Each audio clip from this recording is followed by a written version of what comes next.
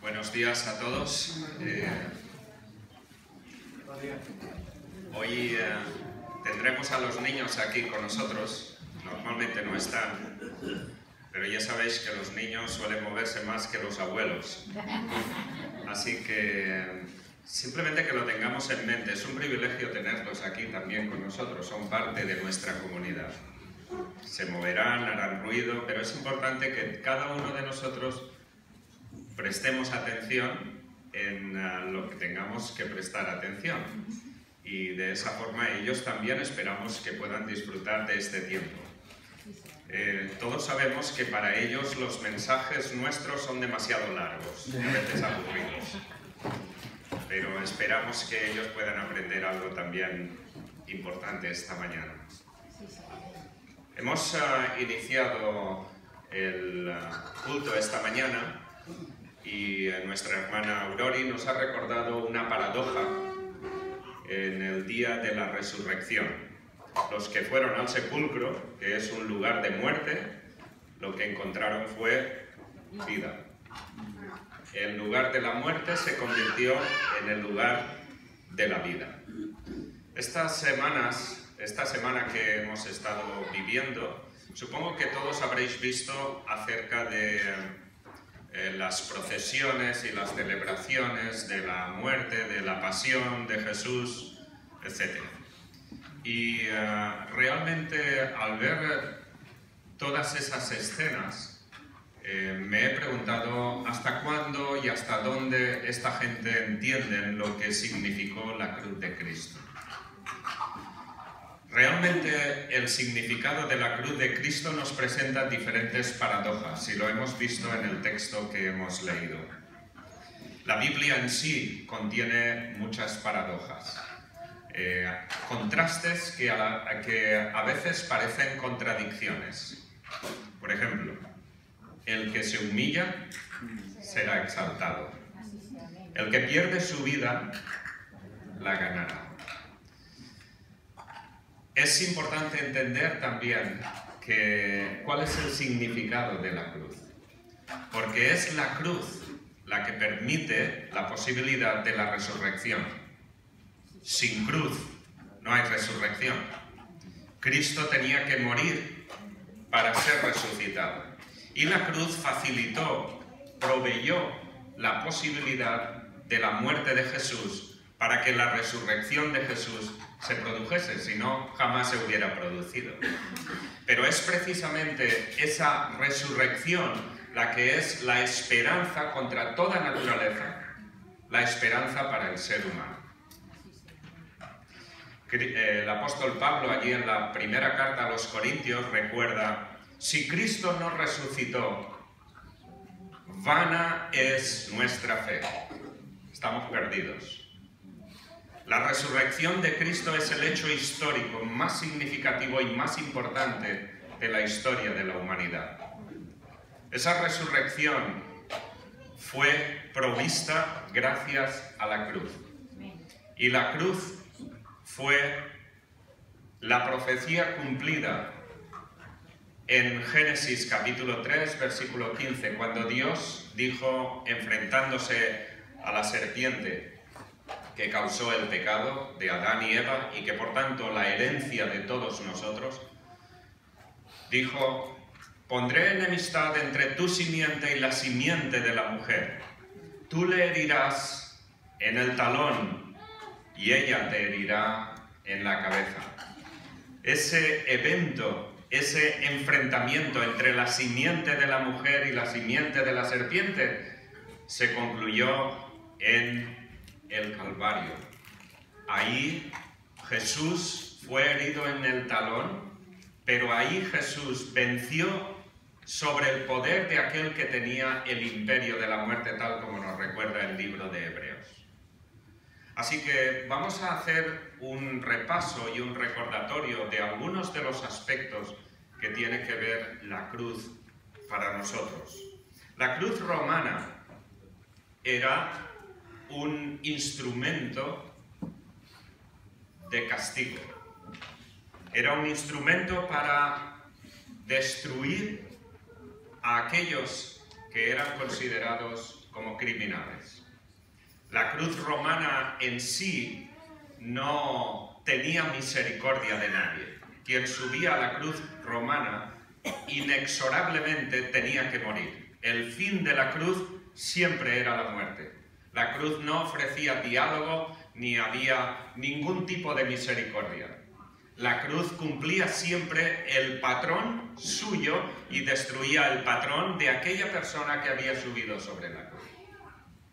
La cruz no permitía ningún tipo de diálogo ni de consenso.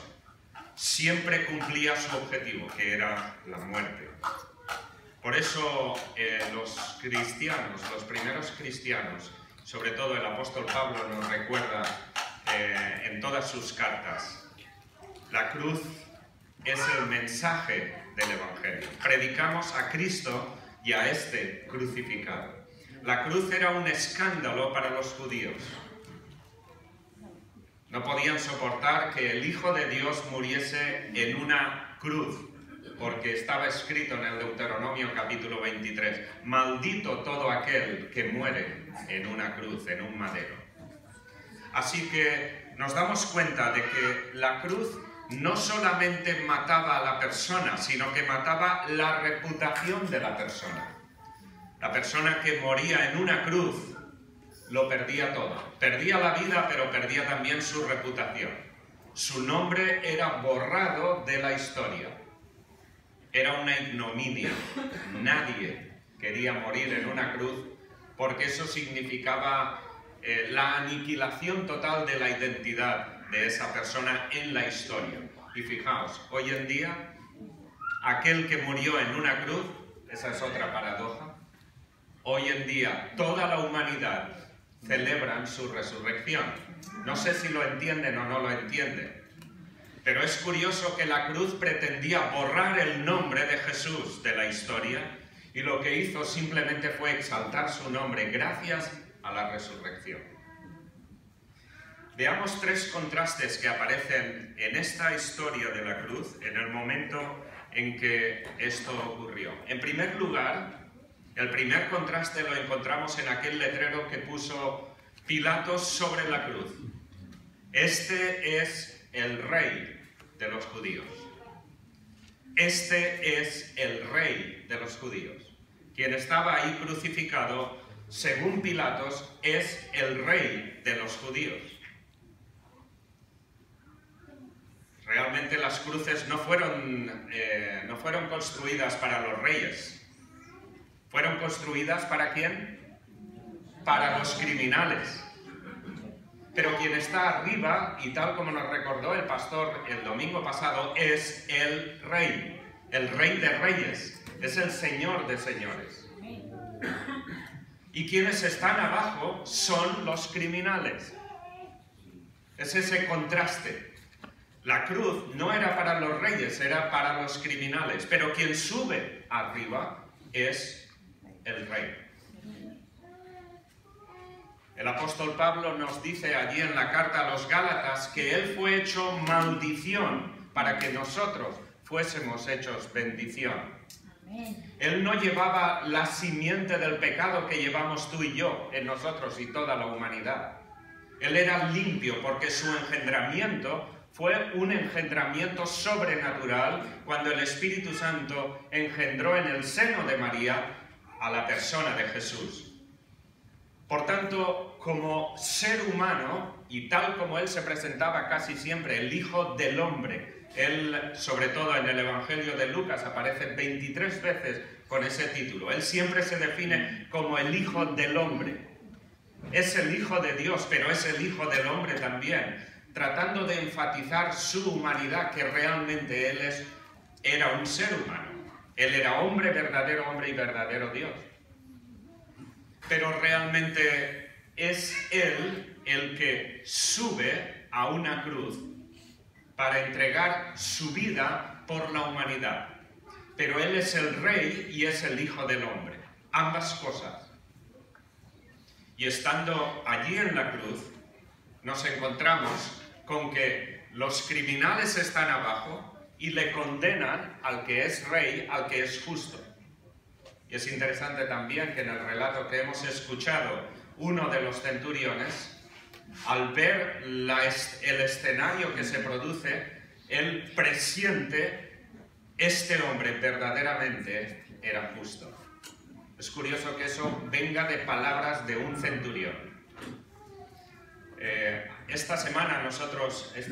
La semana anterior, nosotros tuvimos un encuentro en Ipste, los chinos y los españoles juntos, y reflexionamos sobre esto también. Pero teníamos colgado el cuadro de un pintor famoso holandés, Rembrandt. Rembrandt pintó un cuadro llamado La Cruz. Y en ese cuadro, él pinta a Jesús clavado en la cruz y abajo una serie de personajes. Uno de ellos es el propio Rembrandt. Él se ha pintado ahí mismo a los pies de la cruz. Es muy interesante que él, que creemos que era creyente, se pintó a sí mismo a los pies de la cruz, reconociendo que él está ahí a los pies de la cruz. Y eso es significativo porque cada uno de nosotros estábamos ahí a los pies de la cruz. Deberíamos de estar arriba, pero estábamos abajo. Quien debería estar arriba en la cruz eran los que condenaron a Jesús, porque somos los verdaderos pecadores. Pero es el inocente el que sube a la cruz. Y así como Dios tuvo que sacrificar allí en el jardín del Edén a un animal y derramar su sangre para cubrir a Adán y Eva en su desnudez y en su pecado, en el Calvario quien ha subido no es un animal, sino una persona engendrada, inocente, que tiene que derramar su sangre para cubrir el pecado de la humanidad. Ese es uno de los grandes contrastes. Qué importante es que cada ser humano sepamos mirarnos y vernos en la cruz de Jesús. Nosotros estábamos abajo, pero Él estaba arriba crucificado cuando no debía de estar allí arriba. Él es el que murió por nosotros. Él es el que murió por la humanidad. Yo recuerdo cuando yo era católico, como católico, realmente nunca entendía eso de la cruz, aunque pensaba que lo entendía. Yo pensaba que Jesús moría en una cruz para demostrar que era una buena persona, que era un buen hombre. Pero no es así. Solamente cuando yo comprendí que por mi pecado Jesús fue a la cruz, es cuando entendí que yo necesitaba arrepentirme de mis pecados y entregarle mi vida. Mientras tanto, como católico, pensaba que el problema que existe con el tema del pecado es en hacer o no hacer cosas malas. Siempre como católico uno piensa que si uno no hace cosas malas, que se merece el cielo. Yo soy buena persona, de hecho cuando hablo con mucha gente y comparto el testimonio del Evangelio, me dicen, bueno, yo no hago daño a nadie. Y la verdad es que nadie hace daño a nadie. Y uno se pregunta, ¿y de dónde viene todo el problema del mundo? ¿Cómo es que hay tanta violencia? ¿Cómo es que hay tanta muerte, tanto odio, tanta avaricia? Nadie es malo. En realidad, todos hemos heredado el pecado de nuestros padres. Cuando entendí el significado de la cruz, que Cristo es la víctima inocente, sin pecado, que sube a la cruz voluntariamente para dar su vida por mí, es cuando yo me sentí compungido de que por mi pecado Jesús está en la cruz. Siempre pensé que eran los romanos o los judíos quienes habían crucificado. Igual que esa foto de Rembrandt, yo pude verme ahí a los pies de la cruz, dando mi aprobación a la muerte de Jesús. Es ahí donde el ser humano necesita encontrarse para ver nuestra verdadera condición.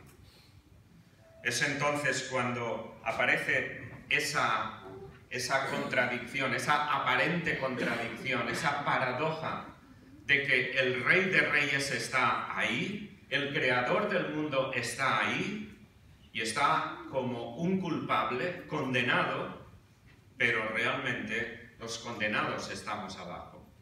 Pero Él ha subido voluntariamente para darnos libertad, liberarnos de la esclavitud del pecado.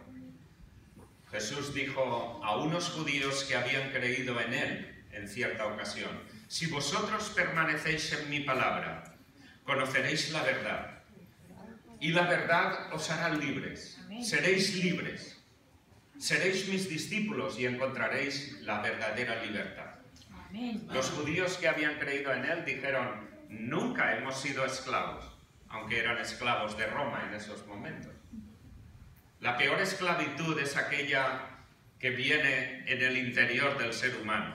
Siendo esclavos, no querer reconocer que lo son, porque entonces no hay posibilidad de libertad. Uno vive toda la vida como esclavo pensando que es libre. La verdadera libertad que Dios da al ser humano, a todos los niños, a todos los adultos, a todos los abuelos, es la libertad que nos libera del interior, del dominio del pecado que nos tiene esclavizados. En ese sentido encontramos en esta primera paradoja en la cruz. El Rey ha sido crucificado para que aquellos que somos esclavos podamos ser libertados. La segunda paradoja ocurre cuando tres grupos diferentes, tres colectivos, le piden a Jesús, se burlan de Jesús y le retan a salvarse a sí mismos. Fijaos, en primer lugar, los gobernantes se burlaban de él diciendo: a otro salvó, sálvese a sí mismo. Luego encontramos a los soldados. Los soldados también le escarnecían acercándose y presentándole vinagre y diciendo: si tú eres el rey de los judíos, sálvate a ti mismo. Había también sobre él el título escrito con letras griegas, latinas y hebreas: este es el rey de los judíos. Y ahora notad, y uno de los malhechores que estaban colgados le injuriaba diciendo: si eres el Cristo, sálvate a ti mismo y a nosotros. ¿Qué le están diciendo a Jesús estos tres colectivos? Sálvate a ti mismo. Jesús había sido tentado en dos ocasiones anteriores a salvarse a sí mismo y a evitar la cruz. La primera fue cuando fue tentado por el diablo en el desierto, cuando le llevó a un monte muy alto y desde allí le mostró todos los reinos del mundo. Y le dijo: todo esto te daré si postrado delante, aquí donde nadie nos ve, estamos tú y yo los dos solos, me adoras y yo te lo entrego todo. Detrás de esas palabras tan bonitas simplemente había una intención: evitar que Jesús llegase a la cruz. El mismo diablo sabía que su derrota estaba en la cruz. Si podía conseguir que Jesús no llegase a la cruz, sería su salvación, pero sería nuestra perdición. La segunda ocasión ocurrió cuando él, anunciando a sus discípulos que regresaba a Jerusalén y que allí iba a sufrir a mano de los gobernantes y que iba a entregar su vida y que sería crucificado y sería muerto, el mismo apóstol Pedro le dice: Señor, sé propicio a ti mismo, que nada de esto te ocurra. La palabra ahí que utiliza es la palabra propicio. Tiene que ver con el gilasterion, que era el lugar del sacrificio. Que no llegues a ese lugar del sacrificio. Piensa en ti mismo. Considérate a ti mismo. Jesús no vino a salvarse a sí mismo. Él vino para salvar a la humanidad.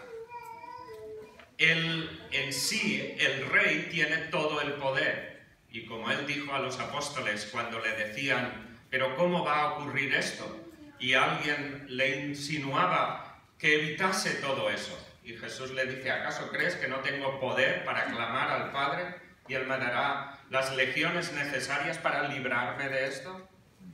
Para esto he venido yo a este mundo, para dar mi vida en sacrificio por los demás. Realmente Jesús ofreció su vida y la clave estaba en morir en una cruz, en un lugar de sacrificio por la humanidad. Y ahí es donde Jesús realmente tiene que cumplir su propósito, su misión. Para esto he venido yo al mundo. Y en esta ocasión, estos tres colectivos, mientras Él ya está en la cruz, le están invitando a pensar en sí mismo. Sálvate a ti mismo. Qué interesantes son estas palabras. Todos nosotros somos muy egoístas. Todos. Nadie podemos evitar eso. Siempre pensamos en nosotros mismos, en nuestras necesidades, en nuestros caprichos, en nuestros sentimientos, en nuestras ilusiones. Pero Jesús no pensó en sí mismo, pensó en los demás. Y por eso Pablo nos recuerda en la carta a los Filipenses: haya en vosotros este mismo sentir que hubo en Cristo Jesús, el cual, siendo igual a Dios, no lo asumió como cosa a la que aferrarse, sino que se despojó a sí mismo y se hizo hombre. Se humilló al hacerse hombre. Y estando en la condición de hombre, sufrió hasta la muerte. Y muerte de cruz, porque era la peor muerte. Ese debe ser el sentir de los cristianos hoy en día, de todos nosotros. Y la verdad es que muchas veces se nos olvida. Muchas veces vivimos para nosotros mismos. Estamos muy interesados en nuestros propios sentimientos. Estamos obsesionados con nuestra autoestima. Pero nunca nos autoestimaremos bien hasta que no disfrutemos y comprendamos la teoestima. Cómo Dios nos estima, cómo Dios nos ama. El gran amor de Dios por nosotros. Es por eso que tenemos que recordar que la cruz tiene una realidad importante para transformar nuestras vidas. Todos nosotros luchamos seguramente con nuestros propios vicios, con pensamientos, con complejos de superioridad o complejos de inferioridad, con ansias, con ilusiones, con fantasías que realmente no tienen que ver con la santidad y la justicia de Dios. Y eso es el meollo, es el cultivo, el caldo de cultivo para todos los males de este mundo. Qué importante es que aprendamos a andar y a obedecer a Dios por la estima que Dios nos tiene. No por obligación ni por legalismo, sino porque tenemos un Dios que nos ama y nos ha dado vida eterna a través del sacrificio de su propio Hijo, Jesucristo. Por tanto, tiene que ser una respuesta a la gracia. Y eso es lo que llamamos el despertar de la cruz. Cómo la cruz puede transformar nuestras vidas. Y cuando realmente nos vemos a los pies de la cruz, es cuando realmente encontramos la verdadera libertad para andar en la voluntad de Dios y no en nuestra propia voluntad. Yo me pregunto cuánta de esta gente que en esta Semana Santa, que lloran, que manifiestan tantos sentimientos, entienden realmente lo que significa la cruz de Cristo y la resurrección de Jesús. Me da la sensación que después de estas fiestas todo vuelve a ser igual. Cada cual a vivir según su propio interés. Eso no puede ser. Y la reflexión que nosotros tenemos que hacernos es cómo vivimos nosotros. ¿Entendemos de verdad lo que significa coger la cruz cada día y seguir al Maestro? No tiene que ser una cruz de madera, como esta que chocó contra un semáforo. No sé si visteis esas noticias. El Cristo del gran poder, pero no pudo impedir que la cruz chocase contra un semáforo y se rompiese. Tenemos que llevar nuestra cruz, pero una cruz que es de gozo, que es de libertad. La libertad de ahora poder vivir a la luz de mi esperanza de que Cristo viene a redimirnos. El que quiera venir en pos de mí, dijo Jesús, tome su cruz cada día y sígame. Notad, si la cruz es tan importante, era tan importante en la vida de Jesús, que el diablo intentaba impedir que Jesús llegase a la cruz y consumase la obra en la cruz, ¿qué crees tú que el diablo intentará hacer en tu vida? Que seamos cristianos sin cruz y que la única cruz que llevemos sea la que llevamos colgada o la que llevemos encima, por una semana o por unos días. Pero el resto, que vivamos sin cruz. Que vivamos gobernados por nuestros caprichos y nos olvidemos de que Él es el Rey que vino aquí no para salvarse a sí mismo, sino para darnos salvación y libertad.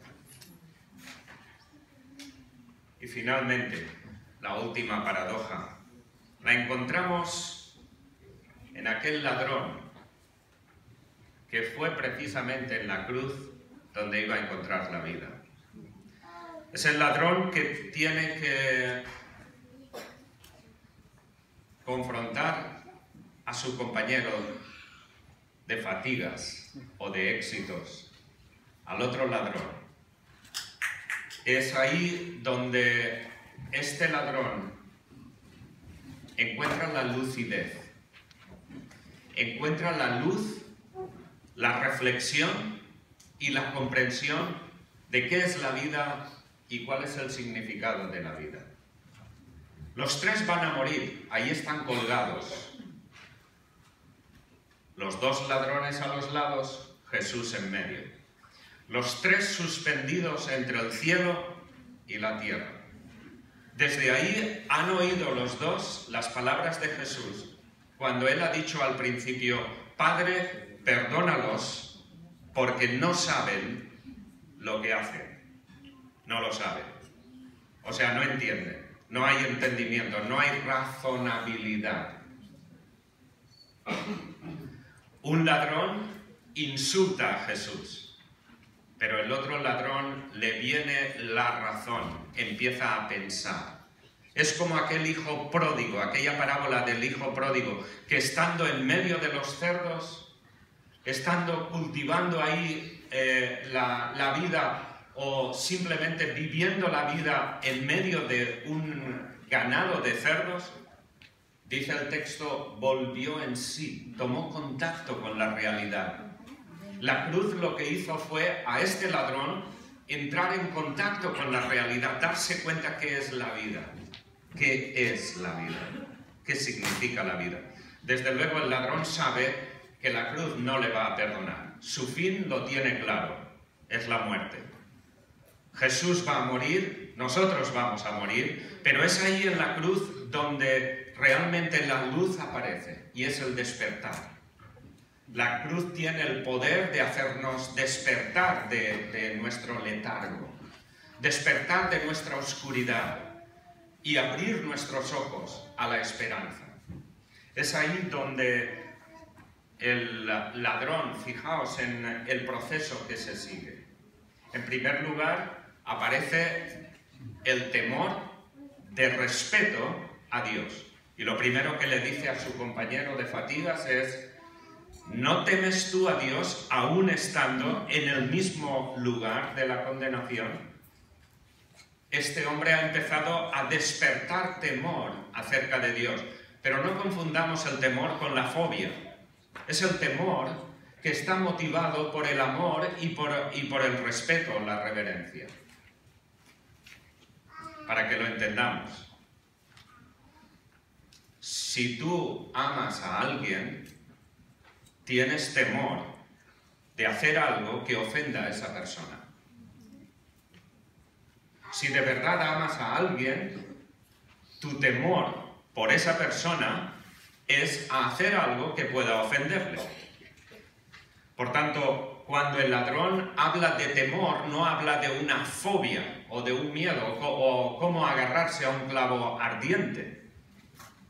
es un temor de reverencia, es el hecho de que ha empezado a despertar a la realidad de la existencia de Dios. En segundo lugar, hay un reconocimiento de su condición, porque le dice a su compañero: nosotros a la verdad merecemos este castigo, pero este no ha hecho nada malo. Es curioso, cuando hay un arrepentimiento genuino, uno reconoce su condición. Soy pecador. Eso es lo que yo aprendí cuando llegó el momento de mi conversión. Entender que no se trata de cuestión de pecado, sino de que soy pecador. Fui engendrado en pecado.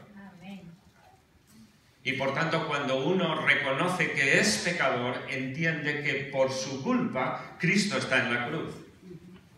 Y si por mi culpa Cristo está en la cruz, yo soy el que tiene que arrepentirse y pedir perdón. No se trata de hacer cosas buenas, porque en realidad cualquier cosa buena que yo pudiera hacer estaría manchada por el pecado que llevo encima. Así que él está reconociendo su verdadera condición, pero también la condición de Jesús. Él es inocente, nosotros somos pecadores. Todos los que estaban allí se creían que el culpable estaba en la cruz, pero en realidad el ladrón de la cruz descubre que quien está en la cruz es el inocente. Y finalmente, hay un arrepentimiento, porque le dice a Jesús en sus propias palabras: acuérdate de mí cuando vengas en tu reino. Acuérdate de mí cuando vengas en tu reino. ¿Cómo que acuérdate de mí cuando vengas en tu reino si va a morir igual que tú? ¿Cómo es que va a venir en su reino si va a morir en una cruz y su nombre va a ser borrado de la historia? ¿Cómo tuvo este hombre esta sabiduría o cómo alcanzó esta luz para saber que este que muere a mi lado tiene que venir en su reino? Es la paradoja que aparece aquí. Es rey y vendrá en su reino, pero va a morir. No, no va a morir. Morirá, pero resucitará. ¿Os dais cuenta cómo la cruz trajo luz a la mente de esta persona? Igual puede traerla aquí, para ti, hoy.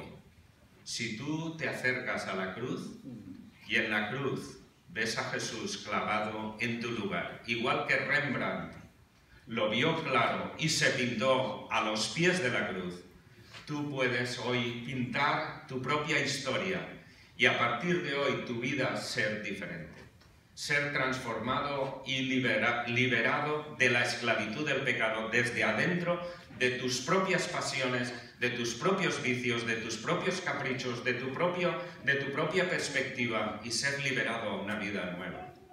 Eso es lo que le ocurrió a este ladrón. Jesús simplemente le corrigió la cronología. Porque él dijo: acuérdate de mí cuando vengas en tu reino. O sea, Jesús va a venir en su reino y va a establecer su reino. Pero Jesús le corrige la cronología.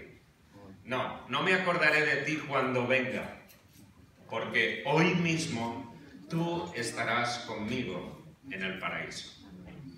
Esa muerte iba a propiciar la resurrección de Jesús, pero también la vida de este hombre que no tenía esperanza ni tenía perspectiva de la vida. Este ladrón.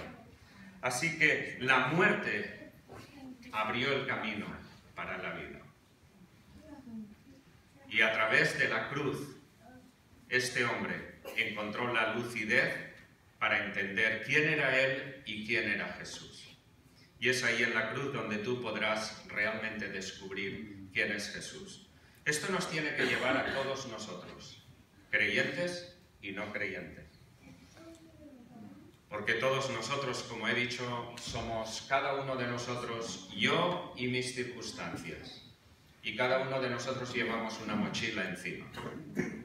Una mochila que nos pesa, que nos carga de sentimientos, de confusiones, que realmente condicionan nuestra vida. Y hemos de aprender que los niños necesitan venir a la cruz de Jesús. que tenemos una gran responsabilidad de enseñarles, de mostrarles en nuestra forma de ser, de vivir, la verdad del Evangelio. Tenemos también como matrimonios que reconocer que tenemos nuestra mochila y que a veces encontramos las dificultades de entendernos uno al otro. Y tenemos el llamado de ir a la cruz y encontrar allí la luz necesaria para saber cómo tenemos que tratarnos los unos a los otros. Tenemos lo mismo con nuestras relaciones como hermanos, como cristianos.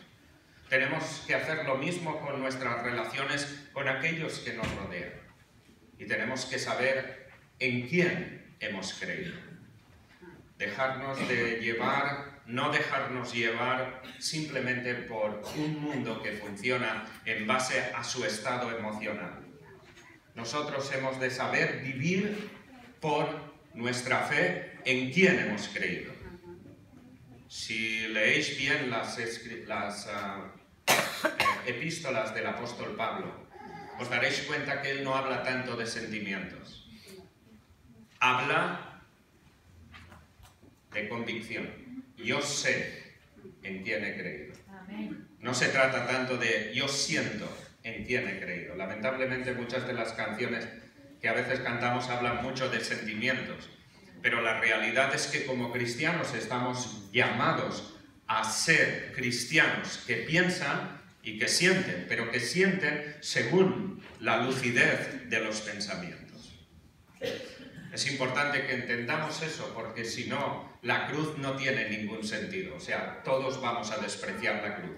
La única cruz que nos parecerá atractiva será la cruz que llevamos colgada del cuello. Esa no cuesta nada. Pero la verdadera cruz es cuando nosotros nos ponemos en el lugar y sacrificamos aquello que realmente tenemos que sacrificar para andar en la libertad que Cristo nos ha dado. Porque ya no somos esclavos ni de sentimientos ni de filosofías, sino somos esclavos, somos siervos de aquel que nos dio la libertad, Jesús. Concluyo. Sé que es un ejemplo que me parece que hace muchos años, digo muchos años, yo creo que sería en el siglo pasado, compartí en esta iglesia. Pero lo comparto porque hay mucha gente nueva, que seguramente no estabais allí. Hace años, el cocinero de Ipste, Pedro González, que conocéis, papá de Dorcas, me regaló un naranjo, un árbol pequeñito que lo había sacado de algún sitio, o alguien se lo dio. Era así pequeño. Y me dijo, plántalo en Ipste. Y bueno, lo plantamos allí en el Ipste. Y ese árbol ha crecido. Y ese árbol tenía 2 ramas, 2 troncos. Uno de ellos se murió y solo quedó uno. Así que ese árbol fue creciendo poco a poco. Hoy en día ya es un árbol así de grande. Pero hace unos pocos años me di cuenta de que por debajo de donde había muerto esa primera rama, había crecido otra rama. Y me di cuenta que esa rama era diferente de la primera rama, de la rama original. Y eso me recordó algo importante que aprendí con mi padre, que es valenciano como yo, que cultivaba naranjos y que cuando yo tenía 8 años, más o menos, un día fui con él al huerto y vi que estaban injertando los naranjos. Entonces yo le pregunté, ¿y por qué hacéis esas cosas? ¿Para qué lo hacéis? Y él me explicó cuál es el proceso por el cual los naranjos, los árboles, se tienen que convertir en naranjos buenos. Él me explicó que todos los árboles naranjos, cuando nacen, son y no digo el nombre en valenciano porque aquí en catalán queda mal. Son silvestres, ¿vale? Lo cual significa que esos árboles dan naranjas, pero que son amargas. Si vais a Barcelona, hay algunas calles que hay naranjos silvestres. Y las naranjas que producen son amargas. Para convertirlo en un naranjo bueno, tienen que sacar un injerto de un árbol bueno, injertarlo en el malo y esperar que ese brote vaya creciendo poco a poco. A medida que este crece, el bueno crece, el agricultor tiene que ir cortando las viejas ramas del naranjo silvestre. Con el paso del tiempo, el naranjo se convierte en un naranjo bueno. Cuando yo me convertí y volví a mi pueblo, yo me convertí en Alemania y volví a mi pueblo y compartí con mis padres acerca de mi conversión y tal, pues claro, para ellos era un problema. Y mi padre entonces, un poco enfadado conmigo, pues me decía, pero ¿por qué has tenido que cambiar de religión y todo eso, ¿no? Yo le quería explicar que no era un cambio de religión, era algo que había cambiado dentro de mí, era una realidad. Y entonces me acordé de lo que él me había contado con respecto a los naranjos. Y le dije, mira, tal como ocurre con los naranjos, nos ocurre a nosotros los seres humanos también. Porque todo naranjo cuando nace es un naranjo silvestre. Cuando los seres humanos nacemos, por muy buenos que sean nuestros padres, hemos heredado la semilla del pecado y por tanto somos silvestres también. Necesitamos un injerto de un naranjo bueno para transformarnos. Porque si no, no hay manera. El fruto que vamos a dar va a ser un fruto aparente, pero es amargo. Necesitamos cambiar de adentro. Y eso es lo que ha hecho Jesús. La cuestión es de dónde sale el injerto bueno para que seamos injertados de una buena naturaleza. El único hombre perfecto que ha pisado esta tierra es Jesús. Pablo nos recuerda que todos somos pecadores, no hay justo ni aún uno. El único justo, tal como dijo el centurión, fue Jesús. No tenía que morir, pero dio su vida para proveer de los injertos necesarios para que el ser humano pueda ser transformado. Así que tengamos eso en mente, porque el naranjo que tenemos ahora en Ipste, curiosamente, la rama silvestre ha crecido más que la rama buena, porque el mal siempre tiene más poder que el bien, aparentemente. Normalmente lo que hace un agricultor es, cuando ve una rama silvestre crecer, lo que hace es... El agricultor es intolerante. Y lo único que hace el agricultor es cortar. No dialoga con la rama, intenta convencerla de que se haga... No, la corta. Porque sabe que si la deja crecer, va a absorber la energía de la rama buena. Y eso es lo que ha ocurrido en el naranjo que tenemos en Ipste. Y es un naranjo de verdad, podéis venir. Yo doy la clase de formación espiritual y una de las clases las tenemos delante de ese naranjo para recordar a los estudiantes que aunque estudian teología, siguen siendo pecadores. Y que durante toda su vida habrán en sí brotes de ramas amargas que aparecerán y que si son tolerantes con esas ramas, a la larga las ramas silvestres van a absorber la energía de la rama buena. En estos momentos, la rama silvestre que empezó a crecer hace 3 o 4 años está así de alta, mientras que la rama buena está así. ¿Os dais cuenta? En 3 años ha crecido más que en 15 años de la rama buena. Si nosotros como creyentes permitimos que las ramas viejas, las ramas malas, las ramas silvestres de nuestro orgullo, de nuestra vanidad, se desarrollen y las permitimos, probablemente van a construir en nosotros o van a causar en nosotros un sentido de religiosidad. Seremos religiosos, pero no cristianos. Así que hemos de cuidar nuestra propia naturaleza. Espero que la cruz, el despertar de la cruz, tiene que ser un despertar para todos nosotros, todos los días.